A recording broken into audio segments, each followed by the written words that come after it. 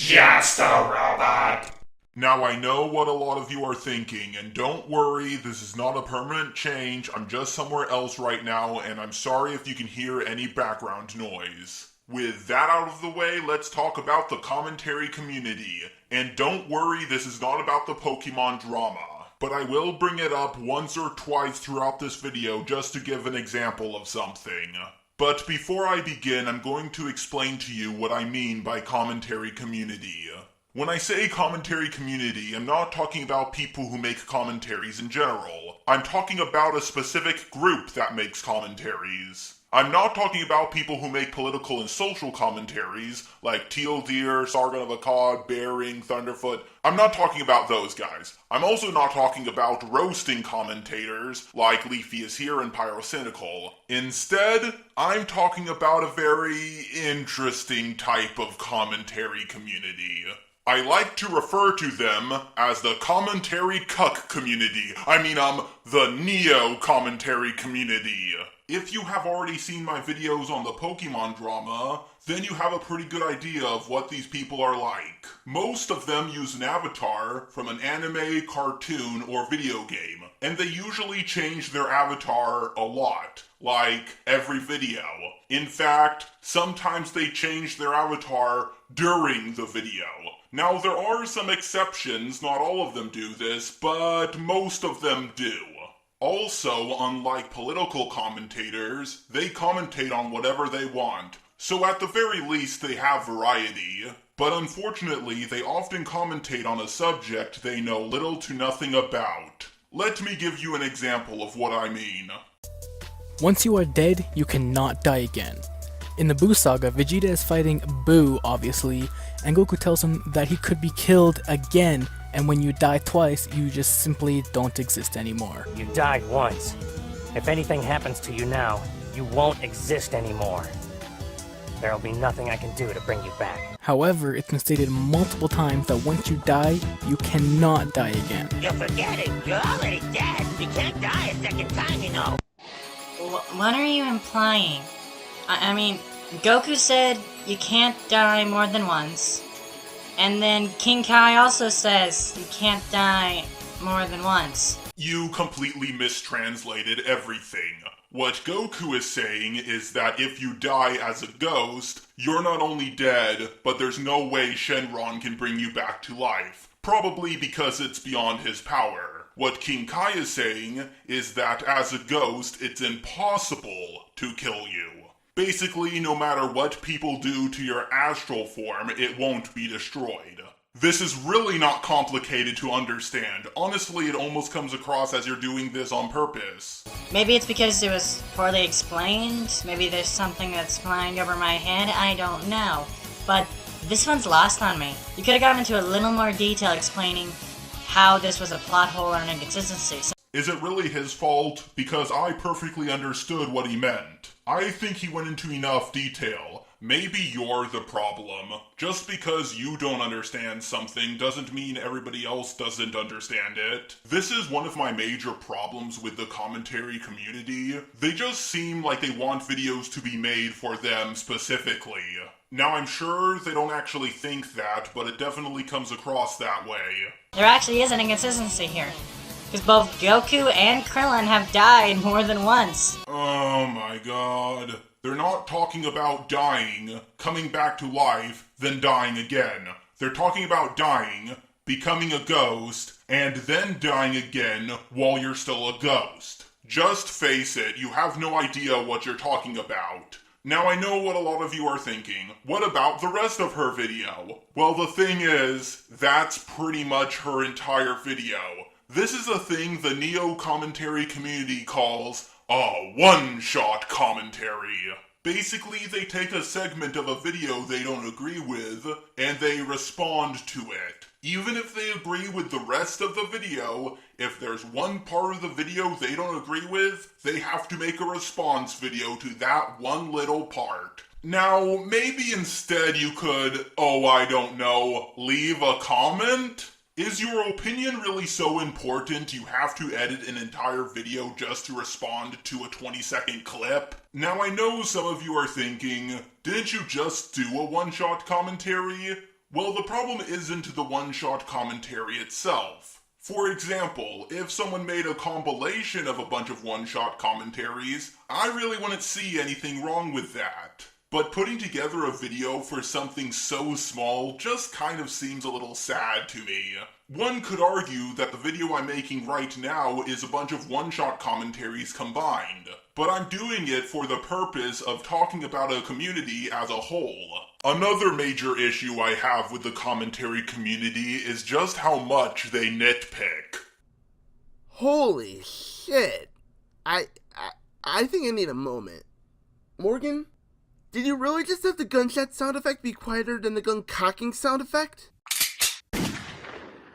Could you not look at the tracks in your video editor, look at the sound and think, oh geez, the gunshot sounds awfully quiet over here. Maybe I could raise the volume just a bit or something? Like, what am I supposed to do about this? Oh yeah, the rest of the suicide subplot. Really? You're complaining about a gunshot sound effect? I mean, I won't lie, it's a mistake with the video, but it's so fucking small. I wouldn't have noticed it if you didn't point it out. Where do you guys even draw the line? When is a mistake so small you don't point it out? And the guy is acting like this is a huge mistake. I think I need a moment. Really? You need a minute for that? Oh, and by the way, buddy, loosen your braces. They're way too tight. The next thing I'm going to talk about is commentary material playlists. Basically, commentators make these playlists of videos they don't have the time to commentate on, and if another commentator is looking for some material, they take a look at these playlists and see if there's anything they want to talk about. By far, the most pathetic one I could find was the one by Nihilistic Snake, who used to be known as Sloth Boy. His commentary material playlist is full of anti-SJW videos. Hey look, there's one of my videos. Oh, look, there's another one. Another one. And another one, which is the same video as before. I guess he hated it so much he had to put it twice. So I took a look at some of Nihilistic Snake's videos, and barely any of them are on anti-feminist. Allow me to explain to you why that is. So Nihilistic Snake did a commentary on one of the Amazing Atheist videos, and the Drunken Peasants eventually responded to it, and Nihilistic Snake got so much hate he took the video down. If you want to see it, I will link a re-upload of the video down below. But the point is, Nihilistic Snake is such a pussy that he wants other people to do his dirty work for him. He's not even a feminist. He's a wannabe feminist. Holy fuck, that's pathetic. He knows for a fact that if he does a video on any of these people, there's a good chance that they will respond. So he's not going to do it himself. He's going to try to get someone else to do it for him. So they can get all the hate and not him. How pathetic can you be? Now, Nihilistic Snake is one of the most hated people in the Neo-CC, but despite that, there are still people who go into his playlist to find material. Another very hated person in the Neo-CC did a video on me, and yes, this video was in Nihilistic Snake's playlist. Oh yeah, by the way, this person actually linked me their video, because they know that they're such a nobody that there was no other way I would find their video. Now, I'm not going to respond to it, mainly because someone else already has, and I thought they did a good enough job. But I am going to be talking about Nihilistic Snake's comment on the video.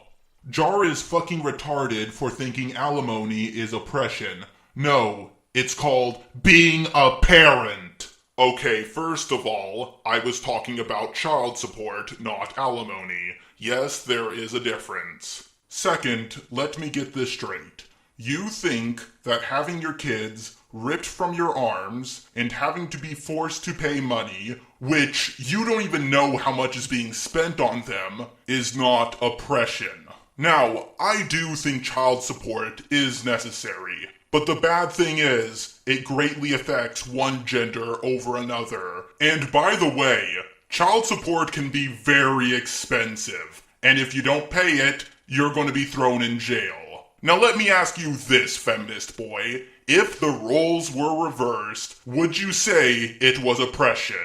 Now I am going to be talking a little bit about the Pokemon drama with my next point. So out of everybody who made a response video to me, Dirtbike Redden probably talked the most shit. But after I did my response video to everybody who did a video on me, he removed his comments section a few days later. Now he said he removed the comments section because the comments from my fans were stupid and unreasonable. Now, maybe they are, but I can't tell, because they're all gone. However, I went on his DeviantArt and I found this comment. It doesn't really seem stupid, and it doesn't really seem unreasonable. Now, Dirtbike Redden originally had this really hilarious description underneath his video, but unfortunately I couldn't get a screenshot of it. He did later update his description, and in it he apologized. Aw, yeah, so nice of you. I forgive. But there is one problem I do have with his description, and it's the biggest problem I have with the Neo commentary community overall. First, I'm going to give a little context to what's going on. So Yankee Doodle Dandy Tones was talking about me in a live stream.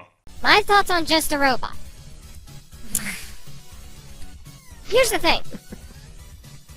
Just a Robot annoys me. He's one of those people who will talk and talk and talk, and if you call him out on him even remotely being wrong, he will not admit to being wrong. Ever. And Dylan Thomas the Tank Engine made a commentary on it. Now, if you've seen my videos where I defended Doodle Tones, I'm sure you've heard me say this line several different times. I have said, if she ever did anything to fuck up, I would easily call her out on her bullshit, and if I ever did anything that was fucked up, I would expect her to call me out. So, let me just say, I'm not trying to start any drama, and I'm still cool with her. I just feel like that her latest live stream needed a little bit of critique, so let me get into this today on DHT. If you want to watch the whole thing, link will be down below. If you're wondering how the Neo CC reacted to this, they went bananas. They called Dylan a doodle trader, and they started making videos on him. Eventually they did apologize, but still, they went ballistic over him just disagreeing with her. And here's the thing, Dylan and Doodle were friends. Dirtbike Redden does say in his description that Dylan is in my camp, which at the time he wasn't. He was way closer friends with Doodle Tones than he was with me at the time. But I guess if they're not with you, they must be against you, and on my side, right?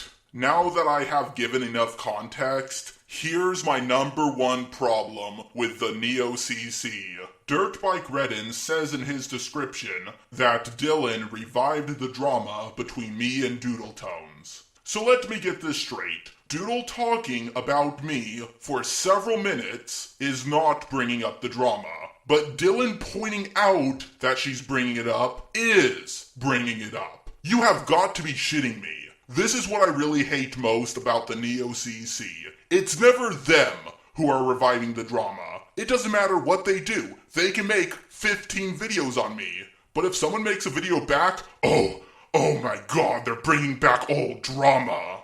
And before you make an excuse like, oh, it was on a live stream, so it doesn't count, or someone asked her a question, or the video wasn't directly about you, just be honest with yourselves. You all know that if the situation was reversed, you guys would be going ballistic.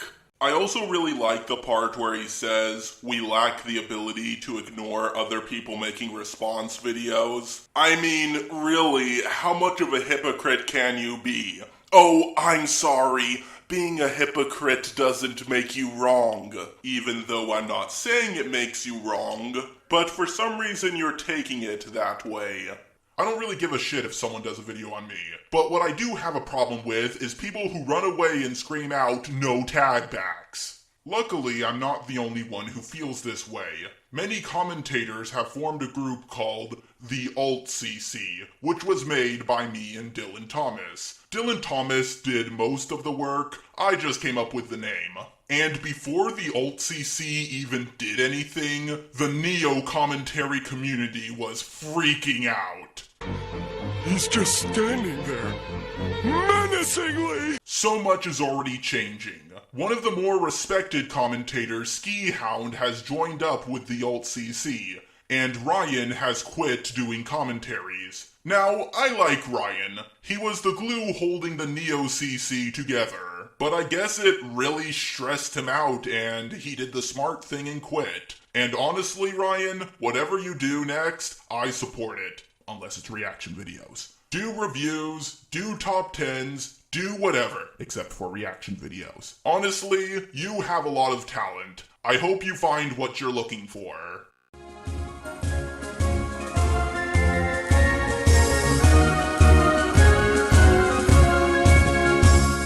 My eyes have seen the glory of the cleansing of YouTube, debunking SJWs and feminazis too. We criticize reactionists in hopes they get the boot. Just the robot marches on.